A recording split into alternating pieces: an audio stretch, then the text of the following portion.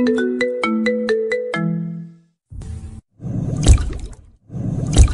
আমার হবু দুলা ভাইয়ের সাথে আমার বিয়ে হতে যাচ্ছে। শুনতে অবাক লাগলেও এটাই হচ্ছে আমার সাথে। যার সাথে আজকে বিয়ে হতে যাচ্ছে তার সাথে আজ আমার বড় বোনের বিয়ে হওয়ার কথা ছিল। আমার বড় বোনের নাম ইরা। ইরা আপু আমার আপন চাচাতো বোন। আমাদের চাচাদের মধ্যে আমি আর ইরা আপু সবার বড় এবং বিবাহযোগ্য। ইরা আপু আমার 2 বছরের বড়, দেখতে পরীর মতো সুন্দর, তার রূপের কাছে সবকিছু হার মানাবে।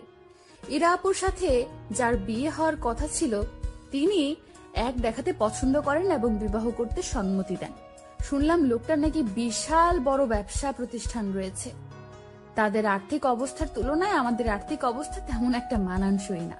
আমরা মধ্যবিত্ত পরিবারের মেয়ে, উনি বড় পরিবারের ছেলে। আপুকে যেদিন উনি দেখতে এসেছিল সেদিন আমি জানালা দিয়ে হালকা উকি দিয়ে দেখেছিলাম। সত্যি লোকটা খুব সুন্দর এবং হ্যান্ডসাম ছিল। লোকটা আপুকে দেখেই পছন্দ করেন এবং বিয়ের দিন তারিখ ঠিক করেন। আমরা সবাই খুব খুশি ছিলাম আপুর এই ঘরে বিয়ে হবে, তাই আমিও খুব মজা করছিলাম। সামনের সপ্তাহে আপুর আর অরণ্যের বিয়ে। ও, আপনাদের তো ওই লোকটার সাথে পরিচয় করিয়ে দেওয়া হলো না। ওনার নাম অরণ্য, বয়স 25, বাবার বড় ব্যবসা প্রতিষ্ঠান আছে, সেটা দেখাশোনা করেন। শুনেছিলাম ঢাকায় ওনাদের অনেকগুলো বাড়ি আছে আর টাকা পয়সার নাকি কোনো অভাব নেই। যেহেতু সামনের সপ্তাহে ইরা আপুর সাথে অরণ্যের বিয়ে, তাই আমি আগে থেকেই ঠিক করে রাখলাম হলুদে কি পরবো, বিয়েতে কি পরবো, বউ ভাতে কি পরবো। চিন্তা করেছিলাম আপুর বিয়েতে অনেক মজা করব। কত প্ল্যান করেছিলাম, সব প্ল্যান বিয়ের দিন মাটি হয়ে গেছে। কারণ সকালবেলায় কাকি এসে বলল, কি গো ইরার মা, ইরাকে তো কোথাও খুঁজে পাচ্ছি না। বড় কাকির কথা শুনে আমরা সবাই স্তব্ধ হয়ে গেলাম। আর কিছুক্ষণ পর পাত্রপক্ষ আসবে। এখন ইরা আপুকে খুঁজে পাওয়া যাচ্ছে না। ইরা আপু কোথায় গেল কেউ বুঝে উঠতে পারেনি। কারণ ইরা আপুর সাথে কারো কোনো সম্পর্ক আছে বলে মনে হয় না। থাকলে অবশ্যই কেউ না কেউ জানতো। তবে আপু কোথায় গেল এই প্রশ্ন সবার মনে বিদ্ধ করতে লাগলো। ইরা আপুকে সারা বাড়ি খোঁজা হলো, কিন্তু তার কোনো হদিশ মিলল না। সবাই ভাবছে ইরা আপুর হয়তো প্রেমিক ছিল, তার হাত ধরে পালিয়েছে। কিন্তু এই কথা জানাজানি হলে মান সম্মান আর থাকবে না। কি করব সবাই ভেবে উঠতে পারছিল না। সবাই উপায় খুঁজতে লাগলো। হঠাৎ করে কাকা বাবাকে বলে উঠলো, অনন্যা তো বিবাহযোগ্য, অনন্যাকে বিয়ে দিলে কেমন হয়? মান সম্মান বাঁচানোর এছাড়া কোনো উপায় নেই। যেহেতু পাত্র যোগ্য ছিল, আর তাছাড়া আমি যেহেতু দেখতে এতটা সুন্দর না এবং আমার মতো দেখতে খারাপ মেয়ের জন্য এর থেকে ভালো পাত্র পাওয়া অসম্ভব। তাই আমার বাবা কাকার প্রস্তাবে রাজি হয়ে গেল। বাবার এমন অন্যায় সম্মতি দেখে আমার মাথায় যেন আকাশ ভেঙে পড়লো। কারণ আমি আর ইরা আপুর রাত আর দিন। আমি দেখতে অতটা সুন্দর না, তারা মেনে নেবে বলে মনে হয় না। কিন্তু বাবা আর চাচার প্রচন্ড চাপে ইরা আপুর জায়গায় আমাকে কোণে সেজে বসতে হয় বিয়ের পিড়িতে। লাল টুকটুকে শাড়ি, ভারী গহনা পরে আমি কোণে সেজে বসে আছি। কিছুক্ষণের মধ্যে বরপক্ষ চলে আসবে। জানি না তারা এসে কি করবে, কি হবে এর পরিণতি। এসব কথা ভাবতেই নিজের ভেতরে অসহ্য যন্ত্রণা হতে লাগলো। কিছুই ভাবতে পারছিলাম না, মাথাটা ঘুরতে লাগলো। তবুও কোনো মতে নিজেকে সামলে স্থির হয়ে বসে রইলাম। হঠাৎ কানে বাজতে লাগলো, বর এসেছে, বর এসেছে বলে চিৎকার করতে লাগলো। বরকে বরণ করা হলো। পাত্রপক্ষের সবাই কোণে দেখার জন্য রুমে প্রবেশ করলো। পাত্রপক্ষ আমাকে দেখে কোণে পাল্টানো হয়েছে বলে হইচই শুরু করলো। কিন্তু আমার বাবা আর কাকারা বলল কোণে ঠিকই আছে। পাত্রপক্ষকে চাপ দিল বিয়ে করার জন্য, না হয় ঝামেলা হবে। পাত্রপক্ষ চাপে পড়ে আমাকে বিয়ে করিয়ে নিতে রাজি হলো। নানান ঝামেলার পরা অবশেষে আমার বিয়েটা সম্পূর্ণ হলো। আজকে ইরাপুর জায়গায় অরণ্যের বউ হলো অনন্যা। জানি না তাদের মনে আমার জন্য ক্ষোভ জন্মে আছে কিনা। জন্মালে বা কি করার আছে আমার? যা হবার তা তো হয়েছে। আমি তো চাইনি এমন কিছু হোক। আমারও তো অরণ্য ভাইয়ার প্রতি খুব খারাপ লাগছে, কারণ সে আসছে পরে বিয়ে করতে, আর বিয়ে করলো শেওড়া গাছের পেতনি। নিজের জন্যও খুব খারাপ লাগছে, কারণ আমি চাইনি আমার বিয়েটা এমন জোরপূর্বক হোক। দেখতে খারাপ হলেও কখনো এটা নিয়ে আফসোস করিনি, কারণ নিজেকে সব দিক দিয়ে পারফেক্ট করে তোলার আপ্রাণ চেষ্টা করেছি। আর এই বিয়ে নিয়ে 8-10টা মেয়ের মতো আমারও একটা স্বপ্ন ছিল, আর আজকে চোখের সামনে আমার সব স্বপ্নগুলো ভেঙে গেল। নিজের অজান্তেই বুকের ভেতর হু হু করে উঠল। আর চোখ দিয়ে বৃষ্টি নামতে লাগলো। আশেপাশের সবাই বলা বলি করতে লাগলো ইরা অনন্যার ভাগ্য খুলে দিয়েছে। তা না হলে অনন্যা এমন ছেলে কখনো বিয়ে করতে পারতো নাকি? এই কথাগুলো শুনে আমার মনটা আরো খারাপ হয়ে গেল। ভাগ্যের কাছে এভাবে হেরে যাব ভাবতেই পারিনি। অবশেষে বিয়ে সম্পূর্ণ হলো। এখন কোণে বিদায় দেওয়ার পালা। আমার বাবা আমাকে অরণ্যের হাতে তুলে দিল। আমাকে অরণ্যের হাতে তুলে দেওয়ার পর তার মুখের দিকে তাকানোর সাহস পেলাম না। লজ্জায় আমি মুখ নিচু করে রাখলাম এবং কিছুক্ষণ পর গাড়িতে তুলে দিল। আমি বাবার বাড়ি ছেড়ে শ্বশুর বাড়ি যাচ্ছি, কিন্তু 8-10টা মেয়ের মতো স্বপ্ন নিয়ে যাচ্ছি না, হাজারো স্বপ্ন ভেঙে যাচ্ছি। ভাগ্যের পরিহাস এমন হবে বুঝতে পারিনি। অবশেষে ব্যস্ত শহরের পথ পেরিয়ে আমি শ্বশুরবাড়ি পৌঁছালাম। শ্বশুরবাড়ির বাকি সবাই আমাকে দেখে কানাকানি করতে লাগলো। কি সর্বনাশ করেছে অরণ্য! এক তো মধ্যবিত্ত ঘরে বিয়ে করেছে, তার মধ্যে মেয়ে হলো অসুন্দর। মেয়ে দেখার সময় সবার চোখ কপালে ছিল নাকি? এই মেয়েকে অরণ্যের সাথে মানায় না, এমন সর্বনাশ অরণ্য নিজ হাতে কেন করলো? এসব শুনে মনটা আরো ভাঙতে লাগলো। কোন রকম সবাই তুলে আমাকে ঘরে নিল। খেয়াল করলাম ঘরটা ভীষণ সাজানো গোছানো, চারদিকে ফুলের সুবাস ছড়াচ্ছে।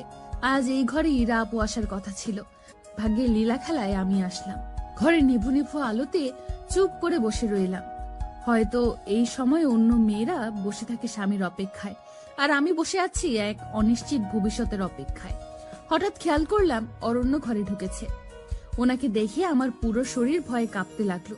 জানি না কি কথা সম্মুখীন হতে হবে আমাকে। এসব ভেবে ভয়ে কুকড়ে যেতে লাগলাম। খেয়াল করলাম উনি আমার দিকে তাকিয়ে আছে। হঠাৎ করে লক্ষ্য করলাম আমার শরীর ভীষণ কাঁপছে। উপরে তাকালাম, মনে হলো ফ্যান আমার উপরে পড়ে যাবে। সবকিছু উল্টাপাল্টা লাগছে। আমার এখন কি করা উচিত বুঝতে পারছি না। কিছুক্ষণ পর চোখ বন্ধ করে ধপাস করে শুয়ে পড়লাম। আস্তে আস্তে শরীর নিস্তেজ হয়ে কাঁপতে লাগলো, কষ্ট হতে লাগলো খুব। হঠাৎ খেয়াল করলাম কেউ আমার হাত ধরেছে। হাত ধরে চোখে মুখে পানির ঝাপটা দিচ্ছে, কিন্তু চোখ খোলার মতো শক্তি আমি পাইনি। এবার মনে হয় কেউ আমার প্রেসার মাপছে, কিন্তু চোখ খোলার মতো শক্তি আমি পাইনি। আস্তে আস্তে আরো নিস্তেজ হতে লাগলাম। অনুভব করলাম আমার পাশে এখন কেউ নেই।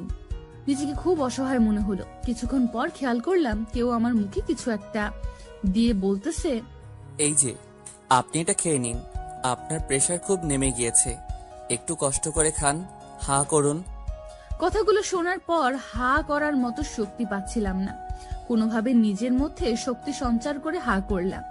খেয়াল করলাম মুখে পানি দিচ্ছে। পানি না মিষ্টি বুঝতে বাকি রইল না, চিনির পানি। তাই নিজের মধ্যে শক্তি জুগিয়ে পানিটা খেলাম। খাওয়ার পর একটু ঝিম ধরে শুয়ে রইলাম। এবার শরীরে কিছুটা শক্তি পাচ্ছি, চোখটা খোলার মতো। চোখ খুলে লক্ষ্য করে দেখলাম অরণ্য আমার পাশে বসে আছে কিছু খাবার নিয়ে। একটু তাড়াহুড়ো করে বসতে নিলাম। উনি আমাকে বললেন, এত তাড়াহুড়ো করার কিছু হয়নি, আস্তে আস্তে উঠুন, আর উঠে এগুলো খেয়ে নিন।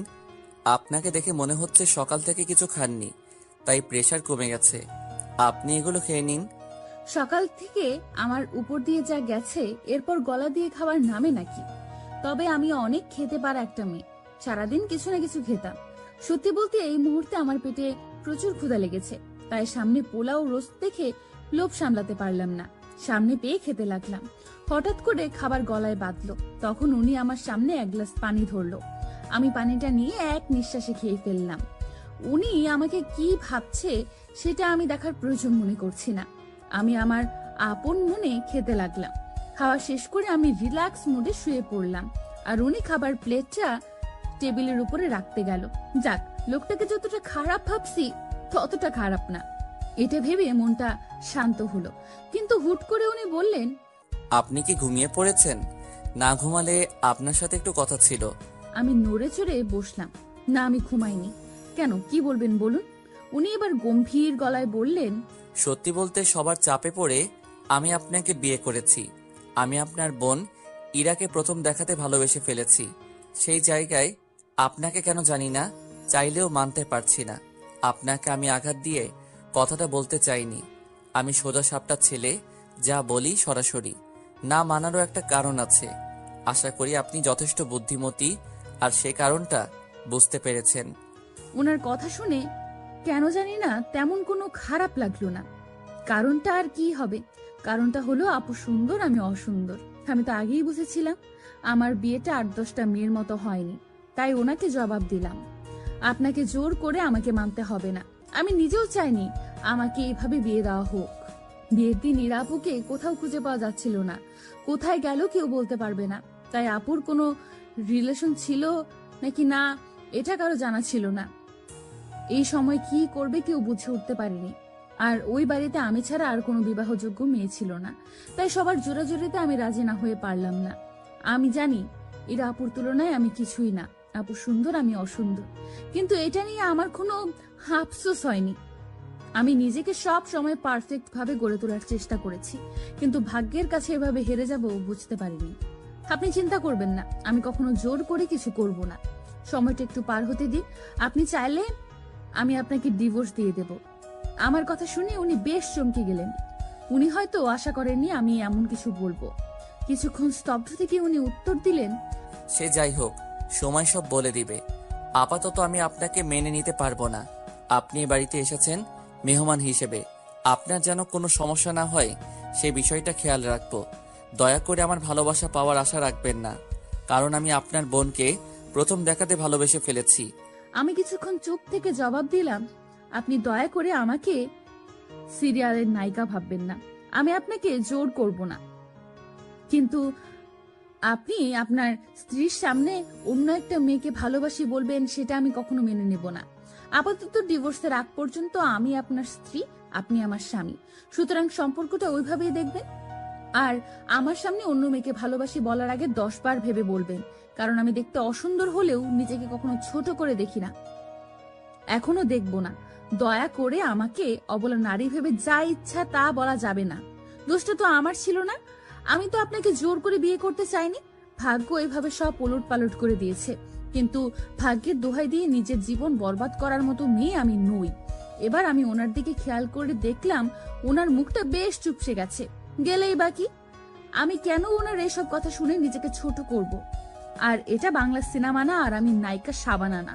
সুতরাং যতদিন আমি অরণ্যের বউ হিসেবে আছি, আমি আমার অধিকার আদায় করে নিব, তবে সেটা জোর করে নয়, ভালোবাসা দিয়ে। উনি আমার কথা শুনে বেশ কিছুক্ষণ চুপ থেকে জবাব দিলেন, আমার মন যা চায় আমি তাই বলবো। আপনি না করার কে? আপনাকে সেই অধিকার দেইনি আমি। নিজের অধিকারের বাইরে কথা বলবেন না। দেখে তো মনে হচ্ছে ছেলে ফাঁসানোর ব্যাপারে খুব চালু। ওনার কথা শুনে মাথায় রাগ উঠে গেল, তবুও নিজেকে শান্ত করে জবাব দিলাম, আপনাকে আমার চরিত্রের সার্টিফিকেট দিতে বলেছি? আমার ব্যাপারে মন্তব্য করার অধিকার দিয়েছি নাকি? আপনি যেমন আমাকে বলছেন আমিও আপনাকে বলবো। আর হ্যাঁ, এটাকে বলে লেভেল। আর হ্যাঁ, আপনাকে যেমন আমাকে তেমনই হতে হবে। দেখেন, আপনি কিন্তু বেশি বকবক করছেন। আপনাকে দেখে তো প্রথম ভাবলাম কথা বলতে জানেন না, এখন তো দেখছি আপনার মুখ দিয়ে কথার ফুলঝুরি ফুটেছে। আমার সাথে লাগতে আসবেন না। আমিও এবার শান্ত হয়ে জবাব দিলাম, বকবক আপনি শুরু করেছেন। দেখতে অসুন্দর বলে কি ভেবেছেন অবলা নারী? সিরিয়ালের মতো আপনাকে উপরে শুইতে দিব আর আমি নিচে শুয়ে পড়ব? তা হবে না মশাই, আমার পাশে এসে ঘুমান। আপনি তো বেশ ডেঞ্জারাস মেয়ে, আপনার পাশে আমি ঘুমাবো কেন?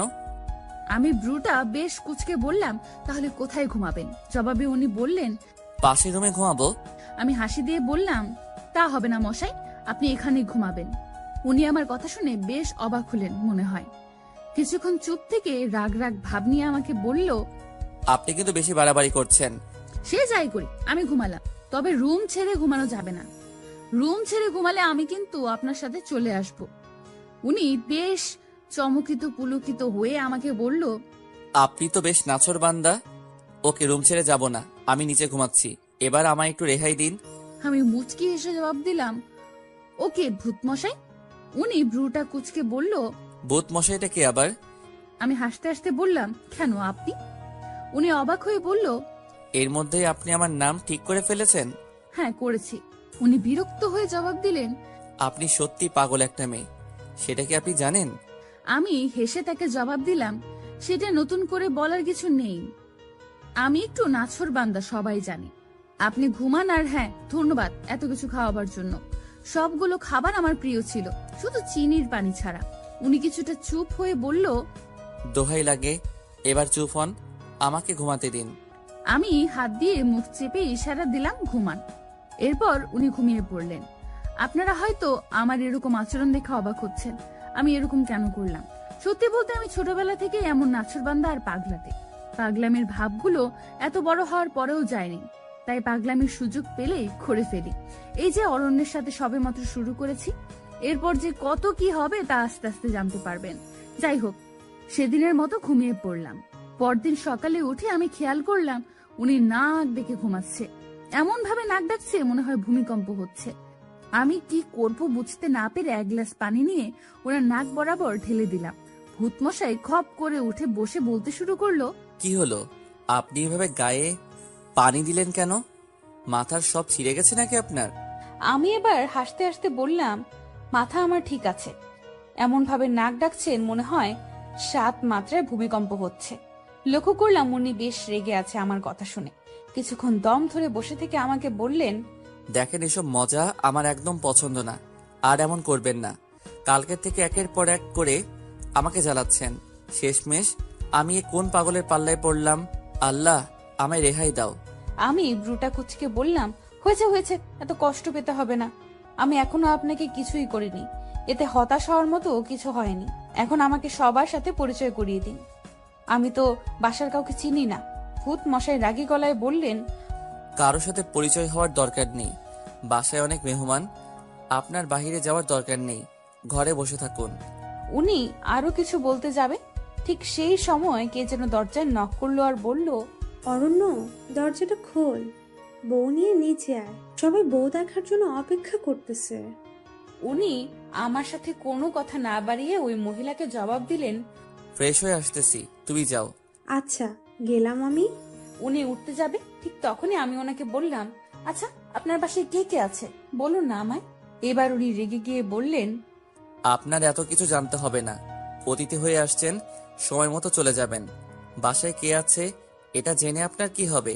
ওনার কথাগুলো শুনলে গা জ্বলে যায়, কিন্তু আমিও নাছরবান্দা। যতক্ষণ না বলবে আমি ওনাকে উঠতে দিব না। তারপর আমি বললাম, আপনি না বললে আপনাকে উঠতে দিব না, আগে বলেন কে কে আছে। বলবো না কে কে আছে? কি করবেন আপনি? আপনি একরোখা হলেও আমিও আপনার চাইতে বেশি একরোখা। আমি কিছুই বলবো না। আমি গলায় একটা কাশি দিয়ে বললাম, বলতে হবে না, যান ওয়াশরুমে যান। উনি আমার হার মানা দেখে বেশ খুশি হলো, কিন্তু যখন ওয়াশরুমে যেতে লাগলো আমি পাটা বাড়িয়ে দিলাম। আমার পায়ে ওনার পা লেগে হুচুট খেয়ে পড়ে গেলেন। তখন তিনি বললেন, আমি মুচকি এসে বললাম, কোথায়, আমি তো কিছু করিনি। আপনি বলেননি তাই শাস্তি পাচ্ছেন। যদি এবারও না বলেন তাহলে আপনার জন্য আরো অনেক কিছু অপেক্ষা করছে। এবার ভেবে দেখুন কি করবেন। উনি বেশ ভালো করেই বুঝতে পারলেন আমি আসলে একটা নাছরবান্দা। ইচ্ছে করে এমন করেছেন কেন বলেন? আমার পরিবারে বাবা, মা, আমি আর আমার বড় বোন আছে। বাবা বিদেশে থাকে সব সময়, আর মা দেশে থাকে, প্রায় সময় অসুস্থ থাকেন। আর বড় বোন স্বামী নিয়ে লন্ডন থাকেন। একটু আগে যে মেয়েটা ডেকে গেলেন উনি আমার বড় বোন। আর আমার বাবা আমার বিয়েতে আসেনি, উনি সবসময় ব্যস্ত থাকেন। আচ্ছা তাহলে আপনার বাসায় রান্না করেন কে? উনি রাগ হয়ে বললেন। এটাও কি আপনার জানতে হবে? আমি এবার ভাব মাখা মুখ নিয়ে বললাম, হ্যাঁ ভূতমশাই। উনি মুখটা বাঁকিয়ে উত্তর দিলেন, বাবুর্চি রান্না করে। এবার আমাকে ওয়াশরুমে যেতে দিন। আপনিও রেডি হন, বাসার সবাই নিচে অপেক্ষা করছে। পারলে একটু ভালো করে সেজে যাবেন, না হয় মান সম্মান আর থাকবে না। বিয়ে তো করেছেন ফাঁসিয়ে, সেটা তো আর কেউ বুঝবে না। সুতরাং একটু গুছিয়ে যাবেন নিচে, পরে সময় আর সুযোগ মতো আলাদা হয়ে যাব আমরা। আশা করি বুঝতে পারছেন। কথাটা শুনে বুকের ভেতর কাঁপতে লাগলো। যতই হোক উনি এখন আমার স্বামী হয়, কোনো মেয়েই চাইবে না সে ডিভোর্সি হোক। খারাপ লাগলেও নিজেকে বেশ সামলে ভূতমশাইকে জবাব দিলাম, আমি ওই ময়দা মেখে নিচে যেতে পারবো না। আমি যেমন ওই রকমই যাব। কে কি বললো তাতে আমার যায় আসে না। ময়দা মেখে নিজের সৌন্দর্য বাড়ানোর কোনো ইচ্ছা নেই আমার। আশা করি বুঝতে পারছেন। উনি এতক্ষণে বেশ ভালোই বুঝতে পারছেন যে আমি খুব নাছরবান্দা। তাই উনি শুধু বললেন, আপনার যা ইচ্ছে করুন, যেভাবে ইচ্ছে ওইভাবেই নিচে যান, আমার তাতে কিচ্ছু যায় আসে না। কথাগুলো বলে ওয়াশরুমে ঢুকে গেলেন। এর মধ্যেই আমি খেয়াল করলাম সারা ঘর অগোছালো হয়ে আছে, তাই ঘরটা গোছানো শুরু করলাম। আলমারি থেকে ওনার কাপড় বের করে বিছানায় সাজিয়ে রাখলাম, যাতে করে ওয়াশরুম থেকে এসেই হাতের নাগালে উনি সব পেয়ে যায়। ওনার ঘড়ি, ওয়ালেট সব একত্রে এক জায়গায় রাখলাম। আমিও একটা শাড়ি পরে নিলাম। যতটুকু সম্ভব নিজেকে ময়দা ছাড়া গোছানোর চেষ্টা করলাম। সব কিছু ঠিক করতে করতে খেয়াল করলাম উনি ওয়াশরুম থেকে বের হয়েছে। ওয়াশরুম থেকে বের হয়ে সারা ঘরটা দেখে একটু অবাক হয়েছে। বিছানার উপর ওনার কাপড়গুলো দেখে বললেন, এখানে এগুলো কে রেখেছে? ঘরটা এত তাড়াতাড়ি পরিপাটি করে কে গুছিয়ে দিয়ে গেল? আমি লাজুক স্বরে জবাব দিলাম, এসব কিছু আমি করেছি। আমার কথা শুনে উনি বেশ চুপসে গেলেন। চুপসানো মুখ নিয়ে আমাকে বলল, এত কিছু করতে কেউ তো আপনাকে বলেনি, এত কিছু করতে গেলেন কেন? আমি বেশ সাজালো গলায় জবাব দিলাম, আমার ঘর আমি গুছিয়েছি, তাতে আপনার কি মশাই? উনি ভ্রু কুচকে বলল, আপনার ঘর মানে? এটা আপনার ঘর কবে হলো?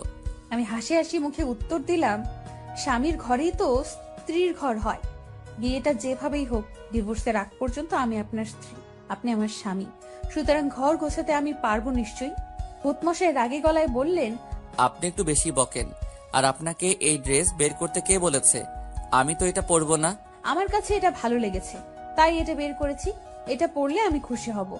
উনি এবার গম্ভীর একটা মুড নিয়ে জবাব দিলেন, আপনার খুশিতে আমার কি যায় বা আসে? করছেন তো ফাঁসিয়ে বিয়ে, আবার অধিকার ফলাতে আসছেন। লজ্জা হওয়া উচিত আপনার। এই কথাটা শুনে বুকের ভেতর হু হু করে কষ্টের সাইরেন বেজে উঠল। চোখের কোণে হালকা মেঘও জমতে শুরু করলো। তবুও নিজেকে অনেক শক্ত করে ওনাকে বললাম, আপনার ইচ্ছে মতো পরে নিন, সমস্যা নেই। তারপর উনি ওনার পছন্দ মতো একটা ড্রেস পরলেন, কিন্তু আমিও কম নাছোড়বান্দা নয়, এর শাস্তি ওনাকে পেতেই হবে। কি করে কি করা যায় বেশ ভাবতে শুরু করলাম। ভাবতে ভাবতে চিন্তার আকাশে হাবুডাবু খেতে লাগলাম। হঠাৎ করে ভূতমশাইয়ের তুড়ির শব্দে চিন্তার ঘোর কাটলো। ভূতমশাই তুড়ি বাজাতে বাজাতে বললেন, এই যে আপনি উপরে তাকিয়ে কি দেখছেন? না তেমন কিছু না, কিছু হয়েছে বলুন। আপনি আর কোনোদিন আমার অনুমতি ছাড়া আমার আলমারিতে হাত দিবেন না, বুঝছেন? আমি কথাটা শুনে বেশ এসে লুটুপুটি খাচ্ছিলাম। লুটুপুটি খেয়ে তুড়ি বাজাতে বাজাতে বললাম, ওই হ্যালো, আলমারিতে হাত দিতে অনুমতি লাগে নাকি? আমাকে জ্ঞান দিতে আসবেন না, আমি অন্যায় কিছু করিনি। উনি বেশ বিরক্ত হয়ে আমাকে বললেন, আপনি সত্যি পাগল একটা মেয়ে। আপনার মাথার তার সব ঢিলা। আমি আবার হাসতে হাসতে বললাম, ভূতমশাই একটু ভুল বলে ফেলছেন। উনি ওনার বিরক্ত মাখা মুখ নিয়ে প্রশ্ন করলেন, কি ভুল শুনি? আমি হাসি দিয়ে বললাম, আমার মাথার তার ঠিলা না। তো আপনার মাথার তার কি? আমার মাথার তার তো সব ছিঁড়া। এবার খেয়াল করলাম ওনার মুখের বিরক্তির মাত্রা বেশ বৃদ্ধি পেয়েছে। বিরক্তি মাখা মুখ নিয়ে বললেন, দোহাই লাগে, এবার চুপ করুন। আপনার বকবক থামান, এবার নিচে চলুন, আমাকে মুক্তি দিন। আমি আমার শাড়ির আঁচল নাড়তে নাড়তে বললাম, চলুন। এবার দুজনে নিচে গেলাম। নিচে যাওয়ার পর খেয়াল করলাম সবাই আমার দিকে কেমন ভাবে তাকাচ্ছে, আর আমার দিকে দেখে বলছে, অরণ্যের কি কপালে চোখ ছিল নাকি? এমন একটা মেয়ে কেউ বিয়ে করে আনে নাকি? তার উপর মেয়ের পরিবার বেশি ধরি না। কি দেখে অরণ্য এই মেয়েকে বিয়ে করলো আল্লাহ জানে। একের পর এক এইসব কথা শুনে আমার মনটা ভীষণ খারাপ হতে লাগলো। সবাই শুধু আমার বাহ্যিক সৌন্দর্য নিয়ে সমালোচনা করছে, আমার ভেতরটা বোঝার চেষ্টা করলো না। ভেতরের মানুষটা কেমন আমি সেটা কেউ জানার প্রয়োজন মনে করলো না। হুট করে খেয়াল করলাম আমার শাশুড়ি মা এসেছে। সবাই শাশুড়ি মাকে দেখে চুপ হয়ে গেল। শাশুড়ি মা এসে আমাকে দেখে বললেন, তোমার নাম কি মা? আমি চট করে ওনাকে সালাম করে বললাম, আমার নাম অনন্যা। উনি হাসি দিয়ে বললেন, বাহ, খুব সুন্দর নাম। আমি মাকে বললাম, মা আপনি এদিকে এসে বসেন। মা, আপনি অসুস্থ শরীর নিয়ে কষ্ট করে এখানে আসলেন কেন? শুনেছি ডাক্তার নাকি আপনাকে বেড রেস্ট দিয়েছে। এ শরীর নিয়ে এখানে আসার কি দরকার ছিল? আপনি বললে আমি আপনার রুমে চলে যেতাম। আমি আপনার রুমটা চিনলে সকালে উঠে আমি আপনার রুমে চলে যেতাম, কিন্তু আপনার রুমটা চিনি না। তাছাড়া এই বাড়িতে আমি নতুন, তাই চিনতে পারিনি। চিনলে আমি চলে যেতাম। মা, কষ্ট হয়নি তো আসতে? উনি এক রাশ হাসি নিয়ে বললেন, আমার মাটা দেখে অনেক সুন্দর করে কথা বলে। আমার মাটা যেমন রূপবতী তেমনি গুণবতী। মায়ের মুখে রূপবতী কথাটা শুনে যেন নিজের চোখে অঝরের বৃষ্টি নামতে লাগলো। জীবনে প্রথম কেউ আমাকে রূপবতী বলেছে। নিজেকে সামলাতে অনেক চেষ্টা করলাম, কিন্তু জানি না কেন আঘাতটা সামলাতে পারলাম না। তাই মাকে ধরে হু হু করে কেঁদে বললাম, মা আপনি আমাকে রূপবতী বলছেন? আমাকে আজ পর্যন্ত কেউ রূপবতী বলেনি। আপনার মুখে রূপবতী কথাটা শুনে কেন জানি না আবেগটাকে সামলাতে পারলাম না। শাশুড়ি মা আমার মাথায় হাত বুলিয়ে দিয়ে বললেন, সবাই তোমার বাইরের রূপটা দেখেছে, কিন্তু ভেতরের রূপটা কেউ দেখেনি। তোমার ভেতরের রূপটা যদি কেউ দেখতো তাহলে সবাই তোমাকে রূপবতী বলতো। আমি যে তোমার ভেতরের রূপটা উপলব্ধি করতে পেরেছি, যার কারণে তুমিই আমার কাছে সবচেয়ে রূপবতী। আমি আমার মেয়ের মুখে সব শুনেছি বিয়ের ব্যাপারে। শোনো মা, আমার ছেলে তোমার কপালে ছিল, তাই তোমার সাথে এভাবে বিয়ে হয়েছে। আমার ছেলের ভাগ্যে তুমি ছিলে। কে কি বললো কান দিবে না, কারণ মানুষ যাই বলুক, নিজের কাছে যেটা সঠিক মনে হবে সেটাই করবে। মানুষের কাজ কথা বলা। মনে রাখবে, যখন তোমাকে কেউ নেতিবাচক মন্তব্য করবে, ভেবে নিবে সে তোমার জয়ে ঈর্ষান্বিত। তাই তোমার মুখে তার মন কাতর হয়েছে বলেই তোমার নামে সেই নেতিবাচক মন্তব্য করেছে। জীবন চলার পথে অনেক বাধা আসবে, লক্ষ্য স্থির রেখে সামনে এগিয়ে যেতে হবে। মানুষের কথায় কান দিয়ে নিজের লক্ষ্য থেকে বিচ্যুতি হবে না। মায়ের কথাগুলো শুনে মনে আরো ভরসা পেলাম। মাকে জড়িয়ে ধরে আবেগে আরো কাঁদতে শুরু করলাম। মা আমার মাথায় হাত বুলিয়ে বললেন, পাগলিটা কাঁদছে কেন? শোনো মা, আজকে রাতের পর থেকে বাড়িটা ফাঁকা হয়ে যাবে। নীলাও চলে যাবে রাতের ফ্লাইটে লন্ডনে। বাড়িতে আমি, তুমি, অরণ্য ছাড়া কেউ থাকবে না। প্রতিদিন বাবুর্চির রান্না খেতে খেতে বিরক্ত হয়ে গিয়েছি। আমি জানি আমি এবার চিন্তামুক্ত, কারণ আমাকে আর বাবুর্চির রান্না খেতে হবে না। আমার বৌমা আমাকে সব রান্না করে খাওয়াবে। কিরে মা, খাওয়াবি না? আমি চোখে পানি মুছতে মুছতে বললাম, কেন পারবো না? এত ছোট একটা আবদার পালন করতে পারবো না মেয়ে হয়ে? তাহলে আমি তোমার কেমন মেয়ে? চিন্তা করো না, আমি সব গুছিয়ে নেব। আমাকে শুধু বুঝিয়ে দিও আর দোয়া করো। উনি হাসতে হাসতে বললেন, সে তো অবশ্যই। চারপাশে এ সময় বেশ নিস্তব্ধতা বিরাজ করছে, সবাই চুপ হয়ে গেছে। খেয়াল করলাম আমার ভূত মশাই আমার দিকে আলুর মতো চুপসানো মুখ নিয়ে হা করে তাকিয়ে আছে। আমিও এই সুযোগে নিজেকে একটু পাগলামি থেকে বিরত রাখতে পারলাম না। সুযোগ বুঝে ভূত মশাইকে চোখ টিপুনি দিলাম। ভূত মশাই আমার চোখ টিপুনি দেখে একটু নড়ে চলে দাঁড়ালো। আমি ভূত মশাইয়ের দিক থেকে মনোযোগ সরিয়ে মায়ের দিকে তাকিয়ে বললাম, মা এবার ঘরে চলুন। বেশিক্ষণ এভাবে থাকা ঠিক হবে না। আপনি আমার সাথে ঘরে চলুন আর আমাকে আপনার ঘরটা চিনিয়ে দিন, যাতে করে পরে যেতে আমার অসুবিধা না হয়। মা হাসতে হাসতে বললেন, চল আমার সাথে চল। আমি মাকে নিয়ে ঘরে গেলাম আর মা আমার হাতটা ধরে বললেন, দেখো মা, অরণ্য বেশ সরল সোজা সাপটা স্বভাবের ছেলে। তুমি অরণ্যকে ভালো রেখো, তুমি তাকে কখনো কষ্ট দিও না। আমি মায়ের হাতটা চেপে ধরে বললাম, মা বিয়েটা যেভাবেই হোক না কেন, আমি এখন অরণ্যের স্ত্রী। অরণ্যের ভালো মন্দের বিষয়টা আমি মাথায় রাখবো। আপনি শুধু আমার জন্য দোয়া করবেন। মা আবার আমার মাথায় হাত বুলিয়ে দিয়ে বললেন, দোয়া করি অনেক সুখী হও। মায়ের আবদার মাখা স্পর্শ নিয়ে বের হলাম রুম থেকে। মায়ের রুম থেকে বের হয়ে দেখলাম ভূত মশাই এক জায়গায় স্থির হয়ে দাঁড়িয়ে আছে। এই সুযোগ আমার প্ল্যানটা কাজে লাগানোর। আমি একটু কোক মুখে নিয়ে ভূত মশাইয়ের কাছে গিয়ে জোরে হাঁচি দিলাম আর সব কোক ওনার গায়ে ফেললাম। উনি বেশ লাফিয়ে উঠে বললেন, আমি ভালো করে জানি আপনি ইচ্ছে করেই এমন করেছেন। কেন করেছেন এমন? আপনি আমার সাথে এমন করেন কেন? মাকে তো দেখলাম খুব হাত করে ফেলছেন। ফাঁসানোর ব্যাপারে আপনি অনেক বড় ওস্তাদ। মাকেও ফাঁসিয়ে দিয়েছেন। সে আমি যা ইচ্ছে করি, আপনার কি? যান ড্রেসটা চেঞ্জ করে আগের ড্রেসটা পরে আসেন, যেটা আমি পছন্দ করে দিয়েছি। আমার কথা শুনেননি তো, তাই এমন হলো। মাঝে মাঝে বউয়ের কথা শুনতে হয়, নয়তো এমন অনাকাঙ্ক্ষিত ঘটনা ঘটতে পারে। এই কথা শোনার পর ওনার আর বুঝতে বাকি রইল না আমি ইচ্ছে করে এমন করেছি। কিন্তু ওনার মুখে এখন তেমন রাগের ছাপ দেখতে পেলাম না। তবুও মুখটা একটু বেঁকিয়ে জবাব দিলেন, আপনার পছন্দের ড্রেসটা পরবো না, কারণ আপনাকে আমার ভালো লাগে না। ইরাকে প্রথম দেখায় ভালো লেগে গিয়েছিল, যে ভালো লাগাটা আপনার প্রতি চাইলেও আনতে পারছি না। আমি এবার হালকা করে ওনার কাছে গেলাম। কাছে গিয়ে বললাম, প্রথম দেখায় ভালো লাগার চেয়ে দেখতে দেখতে ভালো লাগাটা অনেক শ্রেয়। আপনি আমাকে দেখতে থাকুন। এই কথা বলে চোখ টিপুনি দিয়ে আবারও বললাম, ওই ড্রেসটা পরলে অনেক ভালো লাগবে, পরবেন কিন্তু। পরবো না।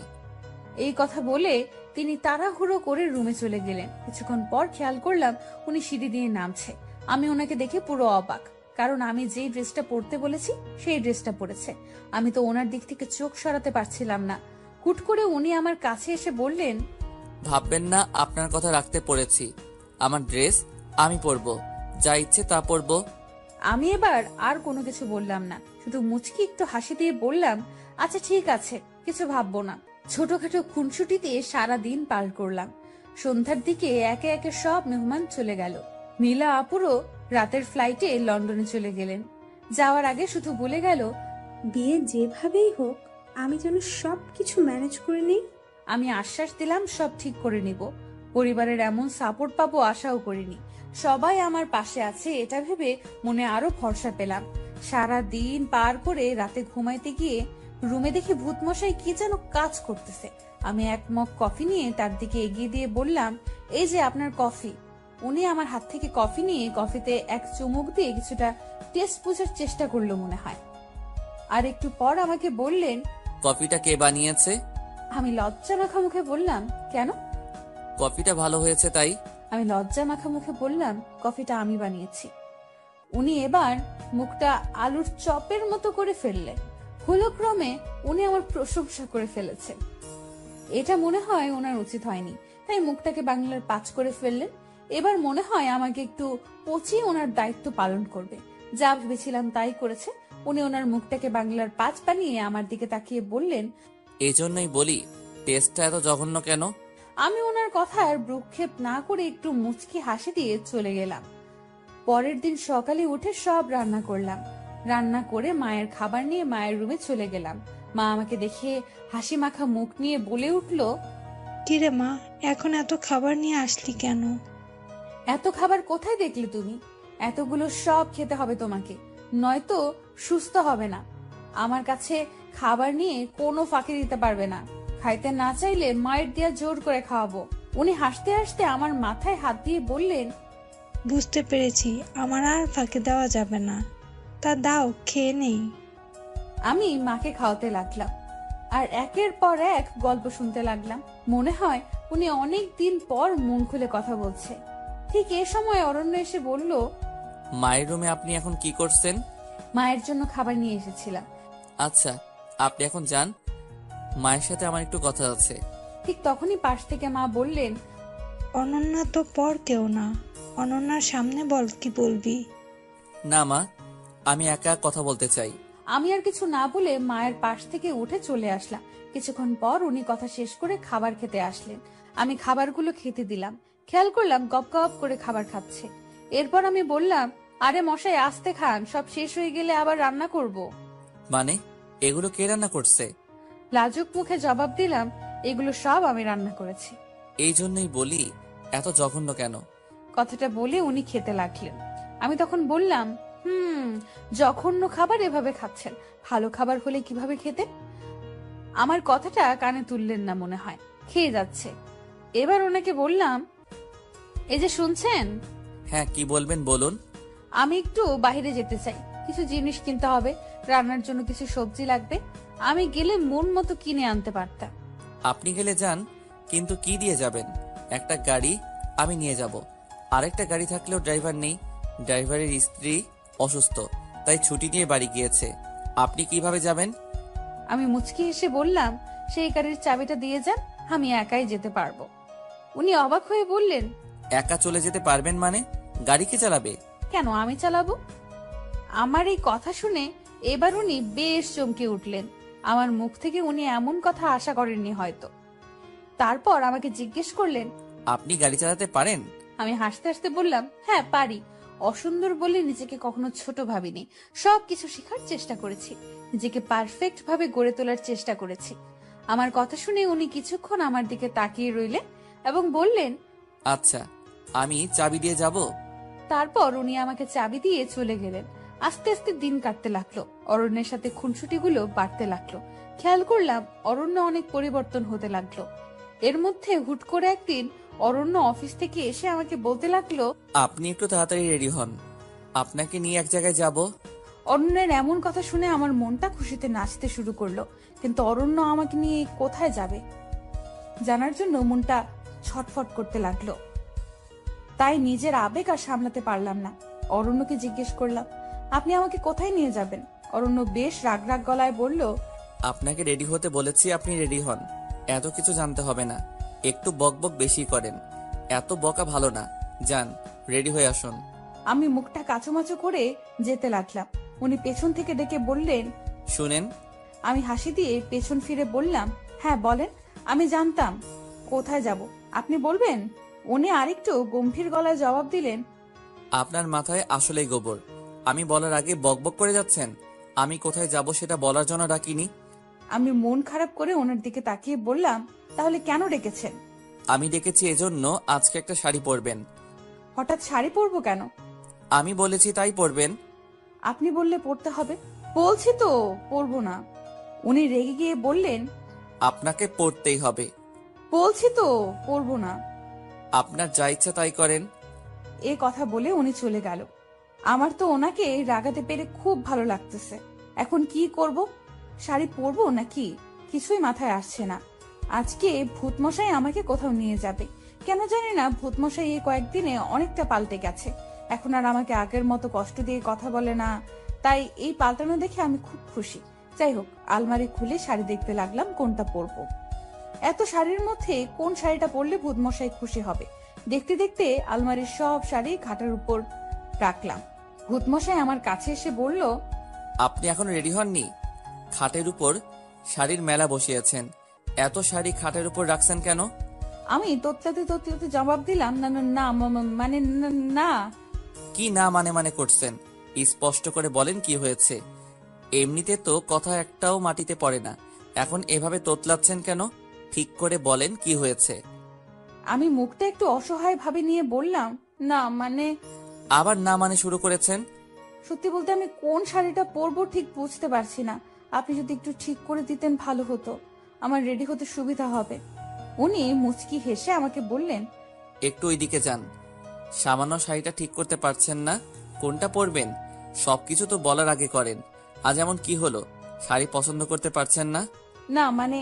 থাক, আপনাকে আর না মানে না মানে করতে হবে না, দেখতে দিন শাড়িগুলো। আমি একটু সরে পাশে গিয়ে বসলাম। উনি আমার পাশে এসে বসলেন এবং সব শাড়ি থেকে একটা শাড়ি হাতে নিয়ে বললেন, আপনি বরং কালো শাড়িটা পরুন, পরলে ভালো লাগবে। কালো শাড়ির কথা বলাতে আমার মনের ভেতর কেমন করে উঠল, কারণ আমি ফর্সা না তাই। এরপর আমি ওনাকে বললাম, আমি তো ফর্সা না, তাই আমাকে কালো শাড়ি মানাবে বলে মনে হচ্ছে না। কালো শাড়িতে কালো লাগবে আমাকে, একদম পেতনি মনে হবে। আপনি আমাকে অপমান করার জন্য এমন বলেছেন তাই না? উনি আমার কথায় মনে হয় বেশ বিরক্ত হলো। হয়তো আমার মুখে এমন কথা আশা করেনি, তাই উনি বিরক্তি মাখা মেজাজে আমাকে বললেন, আপনার মতো সাহসী মেয়ের মুখে এমন কথা মানায় না। মা তো বলেছে সৌন্দর্য ভিতরে থাকে, বাহিরে সৌন্দর্য কোনো সৌন্দর্য না। আপনাকে না হয় আমি ভিতর থেকে দেখলাম। আপনি কালো শাড়িটা পরুন, আপনাকে অপমান করার কোনো ইচ্ছা আমার নেই। আপনার যদি মনে হয় আমি অপমান করার জন্য বলেছি, তাহলে পরার দরকার নেই। এই কথাটা বলে উনি রুম থেকে বের হয়ে গেলেন। আমি এখন কি করব বুঝে উঠতে পারছি না। অবশেষে চিন্তা ভাবনা করে কালো শাড়িটা পরে নিলাম। এই প্রথম আমি কালো শাড়ি পরলাম। কালো ছিলাম বলে কখনো কালো ড্রেস পরিনি। আজকে কালো শাড়িটা পরাতে নিজের কাছে নিজেকে কেন জানি সুন্দর লাগছে। হালকা একটু পাউডার মুখে মেরে নিলাম। হঠাৎ করে খেয়াল করলাম উনি রুমে প্রবেশ করেছেন। রুমে প্রবেশ করে আমাকে দেখে বললেন, বাহ, আপনাকে খুব সুন্দর লাগছে। কালো কাজল পরলে আরো সুন্দর লাগবে, সাথে একটা বড় খোপা করলে। আমি কালো, তার উপর কালো কাজল পরলে চোখগুলো আরো কালো দেখাবে। সাদা কালো কোনো ভেদাভেদ নেই, ভেদাভেদ তো মানুষের দৃষ্টি করে। আপনাকে সুন্দর দৃষ্টিতে কেউ দেখলে অবশ্যই তার কাছে সুন্দর লাগবে। মানুষকে সুন্দর অসুন্দর তখন লাগে যখন মানুষের দৃষ্টি সুন্দর অসুন্দর হয়। আপনি চাইলে কালো কাজল পরতে পারেন, আপনাকে ভালো লাগবে। ভূতমশাইয়ের কথাগুলো শুনে মনের ভেতর রোমাঞ্চকর অনুভূতি আসলো। ওনার মুখে এমন কথা শুনে নিজের মধ্যে অসম্ভব ভালো লাগা কাজ করছে। সত্যি কখন যে ওনাকে ভালোবেসে ফেলেছি বুঝতে পারিনি। হঠাৎ করে ওনার ডাকে চিন্তার ঘোর কাটলো। কি ব্যাপার, কোথায় হারিয়ে গেলেন? না মানে। আবার না মানে? হয়েছে হয়েছে, এবার চটপট রেডি হন, আমি নিচে নামছি। এই বলে অরণ্য নিচে নামতে লাগলো। দরজার সামনে গিয়ে পেছনে তাকিয়ে বলল, এই যে শুনুন। জি বলেন। একটা টিপ পড়লে খারাপ লাগবে না, আর মাথায় খোপা করুন। অরণ্যের মুখে এসব কথা শুনে আমি লজ্জায় লাল হয়ে গেলাম। অরণ্য এভাবে আমাকে বলবে আমি কখনো ভাবিনি। অরণ্য এ বলে বাহিরে গেল। আমি টিপ আর খোপা করে নিচে নামলাম। খেয়াল করলাম মা নিচে বসে আছে। মা আমাকে দেখে বললেন, আজকে আমার মা অনন্যা এত খুশি, কোথায় যাচ্ছে? মায়ের কথা শুনে আরো লজ্জা পেলাম। লজ্জায় লাল হয়ে নিচে তাকিয়ে রইলাম। মা আমার এই হাল দেখে কাছে আসলো আর আমার মাথার উপরে হাত তুলে বলল, আজকে অন্যের সাথে ঘুরতে যাওয়া হচ্ছে, এতেই এত লজ্জা? আজকে মাকে অনেক সুন্দর লাগছে, দেখি হাতটা দাও। আমি মায়ের দিকে হাত বাড়িয়ে দিলাম। মা তার হাত থেকে বালাজোড়ো খুলে আমার হাতে পরিয়ে দিয়ে বলল, বিয়ের পর হাত খালি রাখতে হয় না, হাতে সবসময় চুড়ি পরে থাকতে হয়। যাও, তোমার তো আর আনন্দের শেষ নেই, স্বামীর সাথে ঘুরে এসো। আমার মহাজনও কাল পরশু আসবে, তখন আমিও ঘুরবো। তখন আমাদের প্রেম দেখে হিংসে করো না। আমি হাসতে হাসতে মাকে বললাম, কি যে বলো না মা, আমি তো তোমার বন্ধুর মতো। যাও মা, দেরি হলে অরণ্য রাগ করবে। আমি রেডি হয়ে বের হলাম। খেয়াল করলাম উনি গাড়ির সামনে দাঁড়িয়ে আছে। আমাকে দেখে আমার দিকে এক নজরে হা করে তাকিয়ে আছে। আমি লজ্জায় আরো কাতর হয়ে গেলাম। লজ্জায় কাতর হয়ে ওনাকে বললাম, কি ব্যাপার, কি দেখছেন? তেমন কিছু না। তাহলে এইভাবে তাকিয়ে আছেন? এমনি তাকিয়ে আছি। সব কি তোমাকে বলতে হবে? এত বাচাল মেয়ে এত বকতে পারে? লক্ষ্য করলাম অরণ্য আমাকে তুমি করে বলছে। আমার যে কি খুশি লাগছে বলে আপনাদেরকে বোঝাতে পারবো না। মনটা খুশিতে নাচতে লাগলো। হুট করে উনি ডাক দিল আর বলল, অনন্যা, এভাবে মূর্তির মতো দাঁড়িয়ে আছো কেন? না মানে, আজকে তোমার মুখ থেকে না মানে গেল না। এই যে আমাকে তুমি করে বললেন, তাই আর কি। তুমি আমার বয়সে ছোট, তোমাকে কেন আপনি ডাকবো? তোমাকে তুমি করেই ডাকবো। শুনো, জি বলুন। আজকে তুমি গাড়ি চালাবে, আমি তোমার পাশে বসবো। আমি খুশিতে লাফ দিয়ে গাড়িতে উঠতে লাগলাম আর বললাম, আচ্ছা আচ্ছা। আমি উঠতে যাব, ঠিক তখনই একটা হোঁচট খেলাম। উনি আমাকে জাপটে ধরে বলতে শুরু করলো, তোমার চটপটে আর পাগলামি স্বভাব আর গেল না, আস্তে ওঠো। এরপর আমি আস্তে করে গাড়িতে উঠলাম। ভূত মশাইও গাড়িতে উঠলেন। আমি গাড়িটা স্টার্ট দিয়ে বললাম, কোথায় যাবেন মশাই? উনি আমাকে রাস্তা বলে দিল। আমিও যেতে লাগলাম। আস্তে আস্তে একটা রেস্টুরেন্টের সামনে চলে আসলাম। রেস্টুরেন্টে দুজনে ঢুকলাম। এরপর অরণ্য আমায় আস্তে করে একটা জায়গায় নিয়ে গেল। জায়গাটা পুরো মোমবাতি দিয়ে সাজানো, পরিপাটি। দেখেই কেমন যেন আনন্দ লাগছে। একটা কেক আনলো। তারপর আমাকে বলল, কেকটা কাটো তুমি। হঠাৎ করে কেক কাটবো কেন? কারণ আজ তোমার জন্মদিন, সেটা তো ভুলে বসে আছো। ওহো, আজকে 21শে ফেব্রুয়ারি। সত্যি তো আমার জন্মদিন। আমার জন্মদিন আপনি জানলেন কি করে? মা বলেছে। আমি খুশিতে আত্মহারা যে ভূত মশাই এমন একটা সারপ্রাইজ দিয়েছে। হঠাৎ করে ভূত মশাই একটা রিং বের করে আমাকে পরাতে নিল। ঠিক তখনই একজন মেয়ে ওয়েটার এসে ডাক দিল। আমরা ওয়েটারের দিকে তাকিয়ে চমকে গেলাম। ওয়েটারও আমাদের দিকে তাকিয়ে চমকে গেল আর মুখ লুকাতে লাগলো। কারণ এই হলো ইরা আপু। কিন্তু ইরা আপু এখানে কি করছে? ইরা আপু আমাকে আর অরণ্যকে দেখে চলে যেতে নিল। আমি ইরা আপুর হাতটা ধরে বললাম, তুই এতদিন কোথায় ছিলি? হুট করে কোথায় চলে গেলি? কিন্তু ইরা আপু কোনো জবাব দিল না। আমি একের পর এক প্রশ্ন করতে লাগলাম। হঠাৎ করে ইরা আপু আমাকে একটা কষিয়ে চট দিয়ে বলে উঠলো, আমার কাছ থেকে সব ছিনিয়ে নিয়ে এখন মজা করা হচ্ছে? লজ্জা করে না তোর? আমার জীবনের এই অবস্থা করে আমার অরণ্যকে আমার কাছ থেকে কেড়ে নিয়ে নিজের করেছিস, আর এখন নাটক করছিস। আমি কোথায় ছিলাম? তোকে নাটকের সেরা পুরস্কার দেওয়া দরকার। অনেক নাটক শিখে গিয়েছিস। নাটক করে আমার জীবনের 12টা বাজে অরণ্যের গলায় ঝুলে পড়েছিস। তুই ভালো করেই জানতিস তোর যে চেহারা, তোকে অরণ্যের মতো কেউই বিয়ে করবে না। তাই এত বড় নাটক করছিস। লজ্জা লাগে না এখন আমাকে এসব জিজ্ঞেস করতে? আমাকে খুব হিংসা করতে, তাই না? হিংসা কাতর হয়ে এমন করেছিস। নিজের বোনের সাথে এমন করতে লজ্জা লাগে না? আমি ইরা আপুর কথা কিছুতেই বুঝতে পারলাম না। ইরা আপু কি বলে মাথায় কিছুই ঢুকছে না। ইরা আপু এসব দোষারোপ আমাকে করছে কেন? আমি তো এমন কিছু করিনি। আমি ইরা আপুকে বললাম, আপু কি হয়েছে, এমন বলছিস কেন? আমি তো কিছুই বুঝতে পারছি না। আমি তোর কথার মানে বুঝতে পারছি না। আমাকে কেন এসব বলছিস? আমি কেন নাটক করতে যাব? কেন তোর ক্ষতি করতে যাব? আপু আমাকে মুখটা বেঁকিয়ে রাগান্বিত হয়ে বলল, এখন তো অরণ্যের সামনে নাকি শাসবি? একদম কিছু বুঝিস না। আর বুঝবি কিভাবে? তুই তো কিছুই করিস না, তাই না? আপু আমি তোমার কথার মানে বুঝতে পারছি না। সত্যি আমি কিছু করিনি। তুই কেন এমন করছিস? আমি সত্যি কথাগুলোর মানে বুঝতে পারছি না। পাশ থেকে অরণ্য বলে উঠল, এরা তুমি আমাকে বলো কি হয়েছে? আর অনন্যাকে এমন কথা বলছো কেন?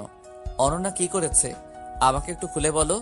ইরা অরণ্যের দিকে অসহায়ের মতো তাকিয়ে গম্ভীর গলায় বলল, অনন্যাকে জিজ্ঞেস করুন, সে না হয় আপনাকে উত্তর দিয়ে দেবে। আমার থেকে ভালো সে বলতে পারবে, কারণ নাটকের ডিরেক্টর তো অনন্যা ছিল, আমি তো ছিলাম ভুক্তভোগী। অরণ্য আমার দিকে তাকালো। অরণ্যের মুখে এবার আমার প্রতি সন্দেহের ছাপ লক্ষ্য করা যাচ্ছে। বুঝা যাচ্ছে সে আমাকে অনেক সন্দেহ করতেছে। সন্দেহ মাখা মুখ নিয়ে বললেন, অনন্যা, কি করেছো তুমি? ইরা এসব কি বলছে? সত্যিটা বলো, কি হয়েছে? আমার কাছে সব খুলে বলো, নাটক করবে না একদম। আপনি বিশ্বাস করেন আমি কিছু করিনি। ইরা আপু কেন এমন বলতেছে সেটাও বুঝতেছি না। এমন কেন বলতেছিস তুই? খেয়াল করলাম ইরা আপু খুব কান্না করতেছে। কেন এভাবে কান্না করছে সেটাও বুঝতেছি না। অরণ্য ইরা আপুকে সান্ত্বনা দিয়ে বলল, ইরা, তুমি বলো কি হয়েছে? আর কি বলবো বলুন, আমার তো সবকিছু শেষ হয়ে গিয়েছে এই কাল নাগিনীর জন্য। এখন আর বললেও সব ঠিক হবে না। আমি চাই না আপনাদের মধ্যে কোনো ঝামেলা হোক, আপনারা চলে যান। ইরা, তোমাকে বলতে বলেছি, বলো অনন্যা কি করেছে? খেয়াল করলাম ইরা আপু কাঁদতে কাঁদতে অরণ্যকে বলল, আপনার কি বিশ্বাস হয় আমি বিয়ের দিন বয়ফ্রেন্ড নিয়ে পালিয়েছি? অরণ্য শান্ত স্বরে জবাব দিল, সে তো আমি বিশ্বাস করিনি, কারণ তুমি তো বিয়ের আগে আমার সাথে ফোনে অনেক কথা বলতে। কিন্তু হঠাৎ কি এমন হলো? কোথায় গিয়েছিলে তুমি? খেয়াল করলাম ইরা আপু এবার বেশ কাঁদছে। কাঁদতে কাঁদতে ইরা আপু যা বলল সেটা শুনে আমার হার্টবিট বেড়ে গেল। মনে হয় এখানে দম বন্ধ হয়ে যাবে। এসব কেন বলতেছে কিছুই বুঝতে পারলাম না। আমার বুকটা ছিঁড়ে যাচ্ছে কথাগুলো শুনে। কারণ আপু বলল, আমি কোথায় গিয়েছিলাম সেটা কি আপনি জানতে চান? হ্যাঁ, জানতে চাই। তখনই ইরা আপু বলল, সেদিন আমি ঘরে বসে সাজতে লাগলাম, হঠাৎ করে অনন্যার মোবাইল থেকে মেসেজ আসলো, আপু একটু লুকিয়ে বাহিরে আয়, অরণ্য ভাই আসছে তোমার সাথে দেখা করতে, তোমাকে সারপ্রাইজ দিতে। আমিও সরল মনে বের হলাম। আমার ভুল ছিল, আমি আপনাকে কল দেইনি। বের হয়ে দেখলাম বাইরে কেউই নেই, আশেপাশে ফাঁকা। অনন্যাকে কল দিলাম, সেও ফোন তুলছে না। হুট করে অনন্যার মোবাইল থেকে মেসেজ আসলো, একটু বাগানের দিকে আয়। অরণ্য সেখানেই দাঁড়িয়ে আছে। আমিও বাগানের দিকে গেলাম, কিন্তু কাউকে কোথাও দেখলাম না। আমি সামনের দিকে একটু এগোলাম, তারপর এই বলে ইরা আপু আবারও কাঁদতে লাগলো।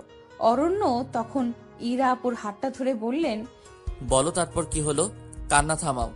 ইরা আপু কান্না থামিয়ে বলল, তারপর লক্ষ্য করলাম কয়েকটা লোক আমাকে ঝাপটে ধরলো, আমার মুখ চেপে ধরলো।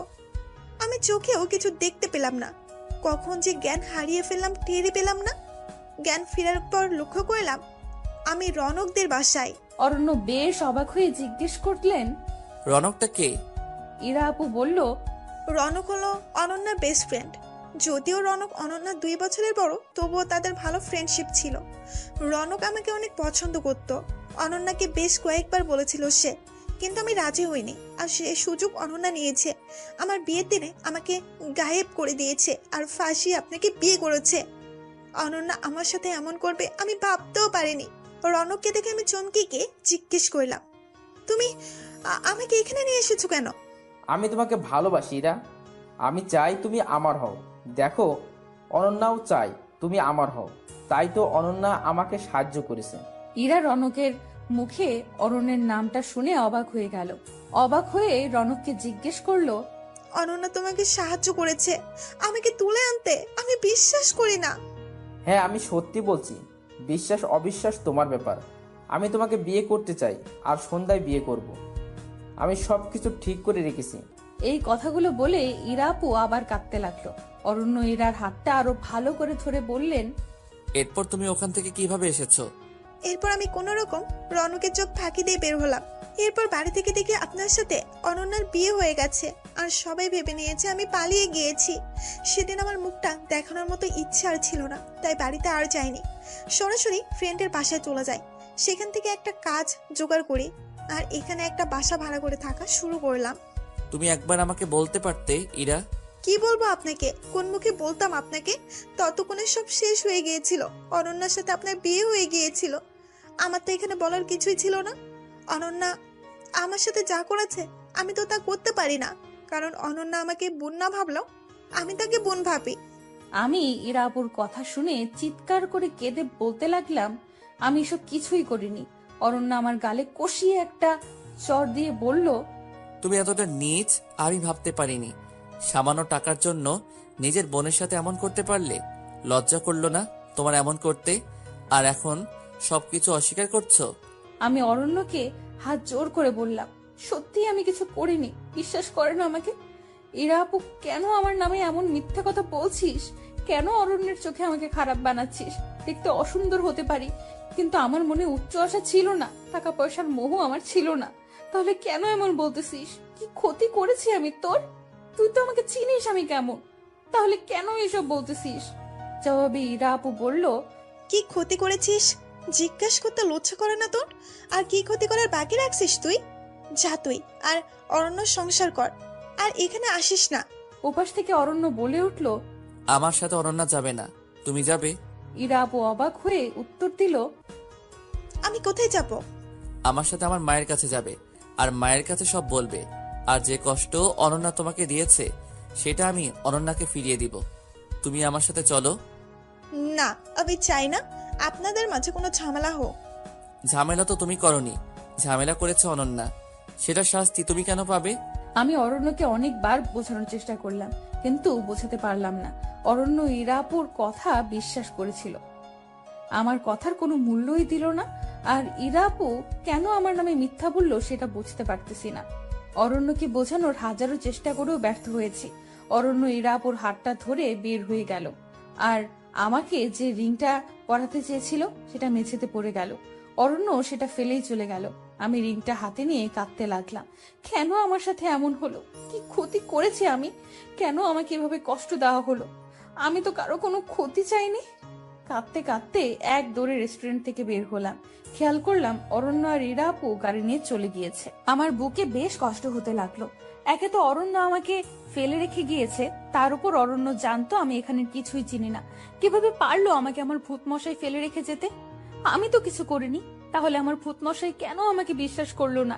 কেন আমাকে এত কষ্ট দিল? আমি তো ইরাপুর কোনো ক্ষতি করিনি। তাহলে ইরাপু কেন এমন বলল? কেন আমার অরণ্যকে আমার কাছ থেকে কেড়ে নিতে চাইলো? এত কষ্ট কেন দিল আমায়? আল্লাহ, আমি তো কোনো প্রশ্নের উত্তর খুঁজে পাচ্ছি না। আমি কি করব তুমি বলে দাও। এই মুহূর্তে আমার হাতে 1 টাকাও ছিল না। এখন আমি বাসায় যাব কিভাবে? তবু একটা সিএনজি ভাড়া করলাম। ভাড়া করে বাসায় চলে গেলাম। বাসার দারোয়ানের কাছ থেকে টাকা নিয়ে ভাড়া দিলাম। ঘরের ভেতরে ঢুকতেই দেখলাম রনক ভাইয়া দাঁড়িয়ে আছে। রনক ভাইকে দেখে আমার মাথায় আগুন ধরে গেল, কারণ রনক ভাইয়ের কারণেই ইরা আপু আমাকে ভুল বুঝলো। নিজেকে আর সামলাতে পারলাম না। রনক ভাইকে গিয়ে বললাম, আপনার কি দরকার ছিল এত বড় নাটক করার? ইরা আপুকে কেন ভুল বুঝিয়েছেন? আমি কি ক্ষতি করেছি আপনার? রনক ভাই কোনো কথা বলছে না। আমার রাগ যেন আরো বেড়ে গেল। মন চাইছে রনক ভাইকে একটা কষিয়ে চড় দেই। তাই করতেছিলাম, এমন সময় অরণ্য এসে পেছন থেকে আমার হাতটা ধরে ফেললো। আমি অরণ্যের দিকে ফিরতেই অরণ্য আমাকে জড়িয়ে ধরলো। আমি বুঝতে পারছি না কি হচ্ছে এসব। অরণ্য জড়িয়ে ধরার সাথে সাথে খেয়াল করলাম চারদিকে আলো আরো বেড়ে গিয়েছে। ইরা আপু, রনক ভাই, আমার কিছু বান্ধবী বলে উঠলো, হ্যাপি বার্থডে অনন্যা। এখন আর আমার মাথায় কোনো কিছু কাজ করছে না। এসব কি হচ্ছে? আমার মাথাটা খুব ঝিমাতে লাগলো। পরক্ষণেই জ্ঞান হারালাম। জ্ঞান ফেরার পর খেয়াল করলাম অরণ্য আমার পাশে চিন্তামগ্ন হয়ে বসে আছে। আমার জ্ঞান ফেরার সাথে সাথে আমাকে বললেন, ঠিক আছো তো তুমি? কিছু হয়নি তো? হঠাৎ করে সবার এতটা পরিবর্তন দেখে কেন জানি না নিজের কাছে খুব অবাক লাগছে। খেয়াল করলাম সামনে ইরা আপু আর রনক ভাই দাঁড়িয়ে আছে। আমি ওদের দেখে রেগে যেতে লাগলাম। ঠিক তখনই অরণ্য আমাকে শান্তস্বরে বলল, অনন্যা, ওদেরকে কিছু বলো না, ওরা এতক্ষণ যা করছে আমার কথাই করেছে। অরণ্যের কথা শুনে আমি যেন আকাশ থেকে পড়লাম। কি বলে এইসব? মাথার উপর দিয়ে যাচ্ছে। আমি অবাক হয়ে জিজ্ঞেস করলাম, মানে? আমি তো কিছুই বুঝতে পারছি না। অরণ্য একটু মুচকি হেসে বলল, কিছু বুঝতে হবে না, আগে তোমাকে একটা সংবাদ দেই। ইরা কোথায় গিয়েছিল সেটা তো সবার অজানা ছিল। ইরা রনকের সাথে পালিয়ে গিয়ে বিয়ে করেছিল।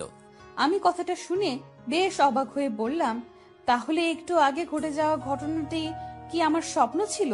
ওরা বিয়ে করলে একটু আগে এমন করলো কেন? ইরা আপু পাশ থেকে বলে উঠল, তুই একটু শান্ত হ, আমি সবটা বলছি। আমি নিজেকে শান্ত করে বললাম, এবার বল। রনকের সাথে আমার সম্পর্ক ছিল 3 বছরের। রনক তোকে কিছু বলেনি, কারণ আমরা ভাবছিলাম তোকে সারপ্রাইজ দেব, কিন্তু হঠাৎ করে আমার বিয়ে ঠিক করায় সব ঝামেলা পাকালো। কি করব কিছুই বুঝতে পারছি না। শেষমেশ বিয়ের দিন সকালে মনে হলো নিজের ভালোবাসাকে এইভাবে কুরবানি করা ঠিক হবে না। তাই রনককে ফোন দিয়ে বললাম, রনক, তুমি কি চাও আমরা এক হই? ইরা, তুমি এখনো একথা জিজ্ঞেস করছো? তুমি যা করতে বলবে তাই করব। তুমি শুধু আমাকে ছেড়ে যেও না প্লিজ। তাহলে বাগানের কাছে চলে আসো। রনক আমার কথা শুনে বাগানের কাছে আসলো, আর আমি সুযোগ বুঝে রনকের সাথে পালিয়ে যাই। তাহলে একটু আগে যে কাহিনী বলেছিলে সেটা কি ছিল? আমার প্রশ্নের জবাবে সবাই একটু হেসে নিল। সবার হাসি দেখে এবার সত্যি আমার গা জ্বলে যেতে লাগলো। রেগে গিয়ে বললাম, কি হলো বলবি তো? অরণ্য মুচকি হেসে বললেন, 4টা মাস খুব জ্বালাইছো আমাকে, তাই এর শাস্তি ভালোবাসি শব্দটা বলার আগেই দিতে হতো। আরেকটু সারপ্রাইজ দেওয়ার বাকি ছিল। হুট করেই ইরার সাথে দেখা, তখন ইরাকে নিয়েই প্ল্যানটা করি। এরকম প্ল্যানটা কে করলো শুনি? অরণ্য হাসি হাসি মুখ নিয়ে বলল, আমি করেছি। এরকম প্ল্যানটা করেছে বলে অরণ্যের প্রতি আমার খুব অভিমান জমে গেল। অভিমানে গাল ফুলিয়ে বসে রইলাম। ইরা আপু বলল, আচ্ছা অরণ্য, থাক তুই আর আমি। রনক বাইরে গেলাম, তোদের মান অভিমানের পালা শেষ কর। আর চটটা দেওয়ার জন্য সরি, জোরে লাগেনি তো? নাটক করতে গিয়ে ক্যারেক্টারের মধ্যে ঢুকে গিয়েছিলাম। ইরা আপুর কথাটা শুনে অভিমান আরো বেড়ে গেল। তাই অভিমানী গলায় বললাম, হয়েছে, জুতা মেরে গরুদান করতে হবে না। ইরা আপু হাসি দিয়ে রনক ভাইয়াকে নিয়ে চলে গেল, আর আমি গাল ফুলিয়ে বসে রইলাম।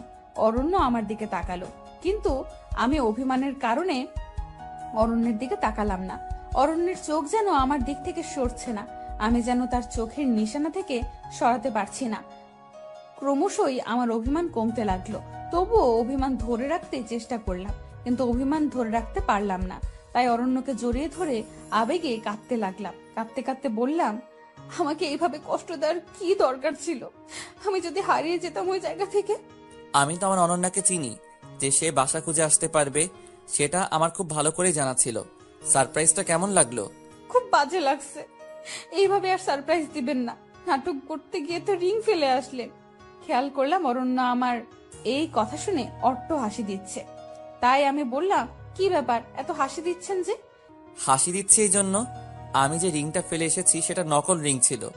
আসল রিংটা আমার কাছে। নাটকটা বাস্তবমুখী করার এক অভিন্ন প্রচেষ্টা আর কি। এত বড় চালবাজ! যান, আপনার সাথে আর কথা বলবো না। অরণ্য এবার আমাকে জড়িয়ে ধরলো। মনে হচ্ছে তার নিঃশ্বাসের শব্দ আমি শুনতে পাচ্ছি, তার হার্টবিটের আওয়াজ আমি শুনতে পাচ্ছি। এবার কানের কাছে মুখটা হালকা করে নিয়ে বললেন, আই লাভ ইউ আমার পেতনি। এবার যেন তার প্রতি থাকা সকল অভিমান দুমড়ে মুচড়ে শেষ হয়ে গেল। অভিমানটা টিকিয়ে রাখার ব্যর্থ চেষ্টা করলাম, কিন্তু পারলাম না। আমি ফিসফিস করে বললাম, আই লাভ ইউ টু ভূতমশাই। আমার মতো কালো মেয়েকে ভালোবাসলেন কিভাবে? মানুষের দৃষ্টি সুন্দর অসুন্দরের বৈষম্য করে, আমার দৃষ্টিতে তুমি সবচেয়ে বেশি সুন্দরী। অরণ্যের মুখে এই কথাটা শুনে আমি যেন কোথাও নিমেষেই হারিয়ে গেলাম। কিছু বলতে চাইলেও আর বলতে পারছি না, কারণ গলাটা থরথর করে কাঁপতে লাগলো। অরণ্য এবার আমার চোখটা হাত দিয়ে চেপে ধরলো আর বলল, আমার সাথে একটু চলো। আমি বললাম, কোথায়? আগে চলো তারপর বলি। এত নাচরবান্দা মেয়েরে বাবা, এত বকবক করতে পারে? হয়েছে, আর বকবক করব না, এবার নিয়ে যান। চোখটা চেপে ধরে আস্তে আস্তে আমাকে কোথাও নিয়ে যাচ্ছে, কিছুই বুঝতে পারছি না। হুট করে চোখ খুললাম, খেয়াল করলাম আমি ছাদে, চারদিকে মোমবাতি দিয়ে সাজানো। ইরা আপু আর রনক ভাইয়া বাজি ফুটাতে লাগলো। পাশে মা দাঁড়িয়ে আছে, ওনার পাশে একজন ভদ্রলোক দাঁড়িয়ে আছে। আমার বুঝতে বাকি রইল না উনি আমার শ্বশুর মশাই। আমি দৌড়ে গিয়ে ওনাদের সালাম করলাম। ইরা আপু ও রনক ভাইয়া একটা কেক আমার সামনে আনলো আর বলল, ভূত আর পেতনি দুইজন কেকটা কাটেন। আর অরণ্য ভাইয়া, আপনি অনন্যাকে রিং পরিয়ে দিন। আর অনন্য, তোর হাতের নকল রিংটা ফেলে দে। এত বোকা কবে হয়েছিস? সামান্য নাটক বুঝতে পারলি না? তুই তো বেশ নাছর পান্দা আর বুদ্ধিমতী ছিলি। আমি লজ্জায় লাল হয়ে গেলাম আর বিড়বিড় করে বললাম, প্রেমে পড়লে যে মানুষ বলদ হয় সেটা আমাকে দিয়ে প্রমাণ হলো। অরণ্য ধাক্কা দিয়ে বলল, কি বিড়বিড় করা হচ্ছে? না কিছু না। একটু ওইদিকে তাকাও, তোমার জন্য সারপ্রাইজ আছে। কি সারপ্রাইজ? ওইদিকে তাকিয়ে দেখো। আমি ওইদিকে তাকিয়ে দেখি বাবা, মা, চাচা, চাচি সবাই এসেছে। আমি খুশিতে আত্মহারা হয়ে গেলাম। বিয়ের পর এসব ঝামেলার কারণে আমার শ্বশুর বাড়িতে কেউ আসেনি। এইভাবে সারপ্রাইজ পাবো বুঝতে পারিনি। আমি তো খুশিতে স্থির হয়ে গেছিলাম, নড়তেও পারছি না। অরণ্য আমাকে ধাক্কা দিয়ে বললেন, এবার কেকটা কাটো আর আপনি শব্দটা ইতি টানো। আপনি শব্দটা ইতি টানবো মানে? মানে তুমি আমাকে তুমি করে বলবে। আমার তো লজ্জা লাগবে। হয়েছে হয়েছে, আর লজ্জা পেতে হবে না। কেকটা কাটো, সবাই অপেক্ষা করছে। এরপর কেকটা কাটলাম। কেকটা কাটার সাথে সাথে চারদিকে বাজি ফুটতে শুরু করলো, কয়েকটা ফানুস আকাশে উঠতে লাগলো। কি যে এক অনুভূতি বলে বোঝাতে পারবো না। মনের ভেতর এমন লাগছে যেন ঝড়ো হাওয়া করে শরীর শীতল হাওয়া বইছে। সত্যি বুঝতেই পারিনি আমার ভূতমশাই আমাকে এতটা ভালোবাসে। কেকটা কাটলাম, ভূতমশাই আমার হাতে রিং পরিয়ে দিল। আমি লজ্জায় এক দৌড়ে রুমে চলে আসলাম। অরণ্য আমার পেছন পেছন রুমে আসলো। অরণ্যকে বললাম, আপনার তো। অরণ্য আমার মুখটা চেপে ধরে বলল, আপনি না, তুমি বলো। আমি লজ্জা মাখা মুখে বললাম, তোমার তো আমাকে ভালো লাগে না। ইরা আপুকে প্রথম দেখাতে ভালো লেগেছিল, হুট করে আমাকে ভালো লাগলো কিভাবে? উত্তরে অরণ্য বলল, কারণ প্রথম দেখে ভালো লাগার চেয়ে দেখতে দেখতে ভালো লাগা অনেক শ্রেয়। আমি বললাম, আমার কথা আমাকে ফিরিয়ে দেওয়া হচ্ছে? সত্যি কথা বললে ফিরিয়ে দেওয়া হয় না, বরং সত্যতার প্রমাণ হয়। সেই দিনের পর থেকে অরণ্য আর আমার জীবনটা পুরোপুরি পাল্টে গেল। দেখতে দেখতে 3টা বছর কেটে গেল। এর মধ্যে আমি পুত্র সন্তানের মা হলাম। একদিন পাশের বাসার ভাবি আমার সন্তানকে দেখতে এসে বললেন, অনন্য ভাবি, আপনার বিয়েটা যেন কিভাবে হয়েছে? আমাদের হঠাৎ বিয়ে হয়েছে। ভুল ত্রুটি ক্ষমার দৃষ্টিতে দেখবেন। ভালো লাগলে লাইক কমেন্ট করে সাথে থাকবেন।